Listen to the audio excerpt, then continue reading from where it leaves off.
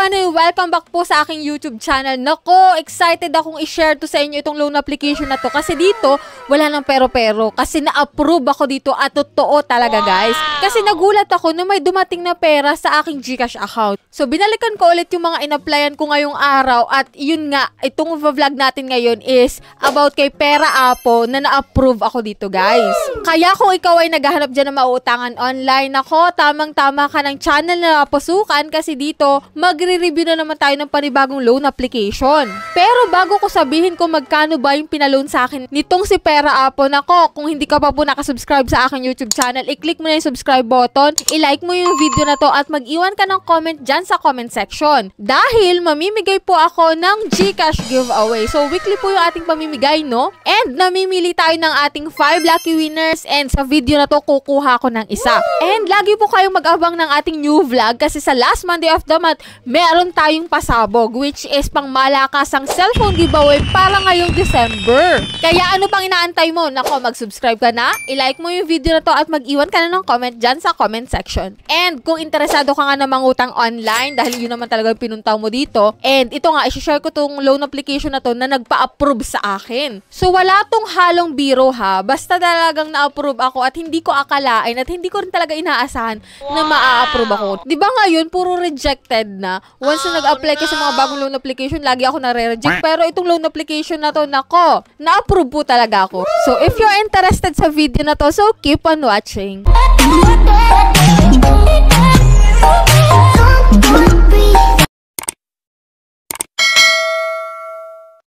So, disclaimer muna guys, no, hindi tayo agent or promoter ng mga loan application na to. So, sa katunayan nga, ina-applyan natin siya at sinishare ko dito kung anong meron sa application at kung magkano ba talaga yung pwede mong mautang dito. Kasi diba, sa mga advertisement nila, hindi naman talaga ganun yung ipapautang sa'yo. Lalo't first time ka na maglo-loan sa kanila. So, dito guys, si Pera Apo. So, ganito yung logo na makikita mo once na hinanap mo tong si Apo. Nga pala guys, hindi to available sa Google Play, no? So, sa iOS phone lang po to available, no? So, dito nga guys, kay Pera Apo, 3,000 to 20,000 pesos yung pinaka-maximum loan amount at saka minimum amount niya. So, kung makikita mo dito, meron na siyang 2,000 ratings and register ka muna using your active mobile number and then doon magsasend ng OTP code. Then, click mo na yung register, guys. So, kung makikita mo nga dito sa pambungad nila, no, the loan only takes 3 steps. So, 3 step nga lang daw po. So, dito, kailangan mo na lang 1 ID, 1 phone number, and get approved in 24 hours. So, yung akin nga, wala pa nga atang 24 hours na receive ko na agad yung pera ko. So, ganun kabilis yung pag-apply ko dito. Pero hindi ko to pinopromote ha. So, ayan guys, ito yung mga fill-upan mo dito, no? So, dito sa ID, ito yung mga mandatory ID type dito. So, pili ka lang ng isa, which is dito nga sa SSS, passport, PhilHealth, driver license, voter's ID, UMID, postal ID, PRC ID, GSIS ID, Pag-ibig,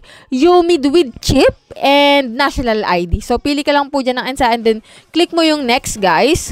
And dito nga sa step 2 is all about your work information. And then itong step 3 guys, ito yung mga references mo dito o yung contact number na kailangan mo ilagay, which is pipili ka nga po ng 5 contact number at siguraduhin mo kasi nung ilalagay mo dito kasi maaari nila itong tawagan or i-text once na ikaw ay hindi sumasagot sa kanilang tawag, no? Dako na tayo dito sa withdrawal channel kung saan mo pwedeng ma-receive yung pera mo. So dito guys, may 3 silang pamimilian, no? So bank account, e-wallet. Dito sa e-wallet guys, GCash, PayMaya, and GrabPay lang. And then, pag naman cash pickup, M. Loholier and RD Pawn Shop, no? So, pinili ko GCash. And then, kung makikita mo nga dito, guys, ito yung loan amount na na-approve sa akin, which is 3,000 pesos. And then, 7 days lang to. May ibabawas po dito na service fees na 630 pesos, management fee na 420, transfer fee na 80 pesos. So, ang kabuo, ang na-receive ko na laang is 1,870. And, sakto nga, guys, 1,870 na lang talaga yung na-receive ko. So, kung makikita mo, nag-text na siya sa akin at